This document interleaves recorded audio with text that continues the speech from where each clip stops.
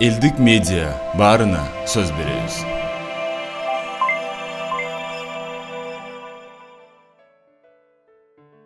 Мен bir kızık nerseni aytıp bilen okuya деп калбадыңарбы? Эми 2014-жылы биринчи көчмөндөр оюну болуп калды. Ошондо эле ушундай сакалым бар, бирок чачым кызык эле. Себеби чачым менен сакалымды 2011-жылы кой бергем. Ооздугун кой бергем да. Анын себебин да кийин токтолорбуз. Ошол 2014-жылы уже 3 жыл болуп калган кездеги көчмөндөр оюнуна барып, тартип сакчылары тияк биякка бас, тиякка бас деп, бул жерден өтпөйт, бул жерден болбойт дегендерин бар тең ошолор мени негедир кыргыз деп эсептешкен эмес да. Мурун кийин көрбөсө, тигиндей мындай болсо, ойлошкон көптөр, биринчи көчмөндөр оюнуна келген бир иностран экен деп, чет элдик эле бир неме экен депчи. Анан себеби дегенде чачым тигинтип жүрсө, сакалым сапсайып жүрсө, качан кыргыздын аксакалдары ушинтип чач койчу эле, сакал койгондур, бирок чачты мындай койчу эмес эле. Анан бирөөсүнө бирөөсү шайкеш келбеген соң ойлойт да, бул иностран деп эле. Анан бир кызык болду, ошо эртең менен саат 8-де ушул жерден кичинекей бир солдаттын кашасын жеп алып чыгып, анан тиги кырчынга барып, ошол жерден анан ишке аралашып кетип, ошол жерде комиссиялар ар бир айылдарды кыдырып жүргөн экен.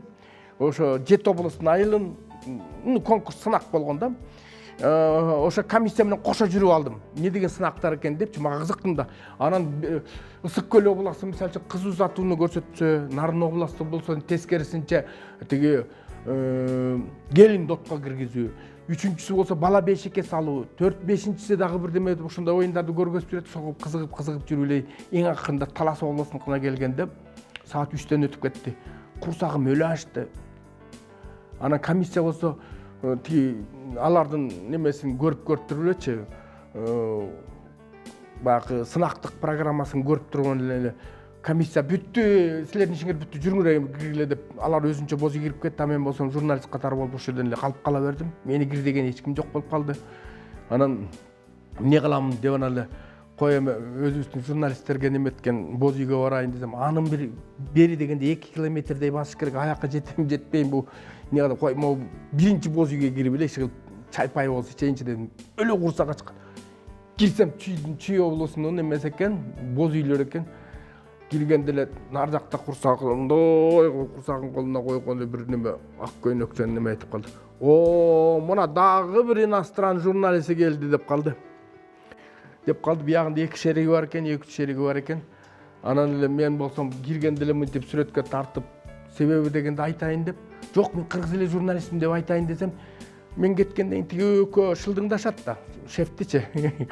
Жөн иностран дей бересиз, билбей эле деп, ошон үчүн кой деп анан унчукпай эле калдым. Анан айтып калды. Чайна, Жапан депчи. Анан Чайна деген жаман көрөм да, анан Кытай деген жаман көрөм, анан Жапан дейдим да.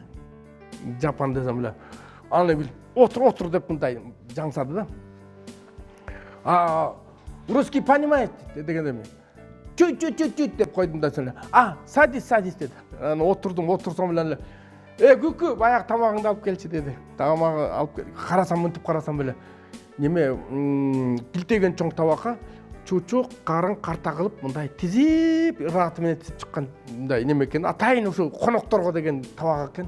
Алып келген соң кийин ошо ортодо отурган шеф мындай кылып туруп биринчи астына учан нетин салды. Андан кийин чучук, карын карта деп туруп анан унтуп турганан берип атат да магачы. Курсагым ачып шилекейим алып кагып турган эме 2 чайнап эле бир жутсам эле мынтти. Шеф кандай кылып берип атасың деди. Мен неме кылып учаны эң астына, андан кийин чучук, карын карта. Ушундай кылып берип атам деди. Анан адагы мынтип туруп эле тизип туруп берди.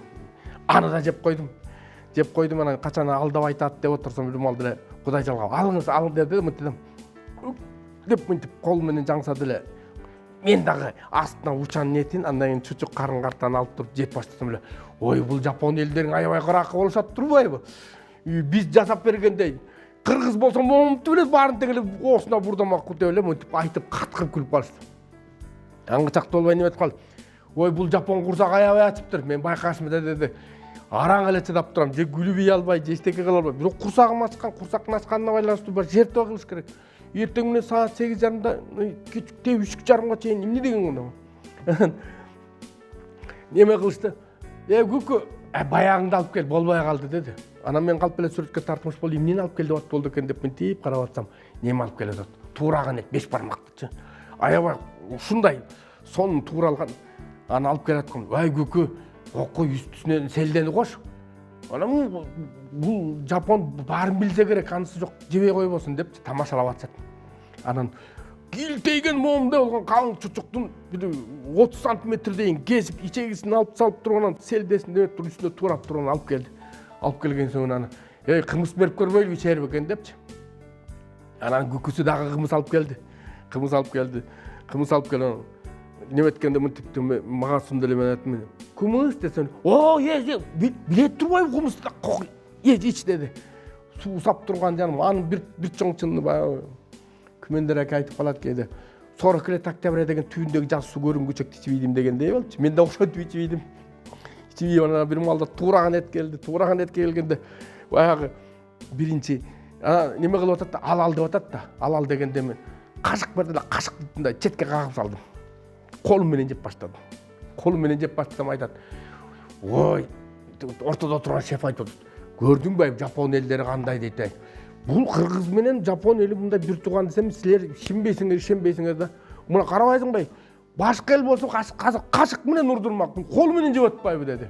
Анан анча-мунча кыргыздардан жакшы жеп атат, байкадыңарбы деп атат. Мен нака кыргыз ат башылык экенимди. Баягы каршык менен эт талашып кошо жегенди билбей атышат да. Анан аста аккуратно баягы өзүнүн этикети менен алып мынтип туруп анан жеп, анан 3-чү жолу бар анан селдеге кол салдым да. Бизде ошондой да раат менен. Сразу эле кээ бирлер бар го, селдесинен чогуп кир. Жок. Биринчи туураган этинен бир сугунуп, анан 2 сугунан, 3-чүсүндөн барып анан селдесинен алып келет. Ошондой кылып жеп атсам эле бир малда айтып калды. Ой, бул кыйын неме экен, журналист экен.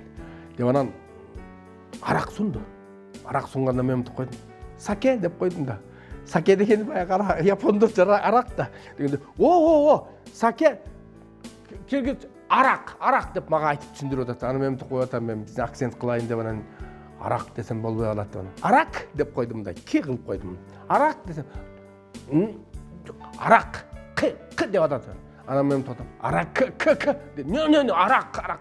Ошентип кеткен өтүп анан бирок ичкеним жок. Себеби арак ичкенде деме астында чоң мероприятие бар болчу. Анан ошентип мына бул окуя кыргыздар үчүн мен иностран сыяктуу болуп калдым. Сөздүн ачыгында. Ал жапондор болсо ошондо чыккандан кийин жапондорго жолуксам, алар мени менен уже селфи кылышып мынтип кыргыз дешип атат анан. Кыргызмын десемчи, алар болсо ойлоп атат. Бул мында кыргыздын аборигендери ушундай экен деп мени менен селфи кылып, мени менен сүрөткө тартып, анан кадимкидей өзүлөрүнүн страницаларына, соц тармактарына ошентип жайгаштырып, ошондой болгон. Элдик медиа баарына сөз беребиз.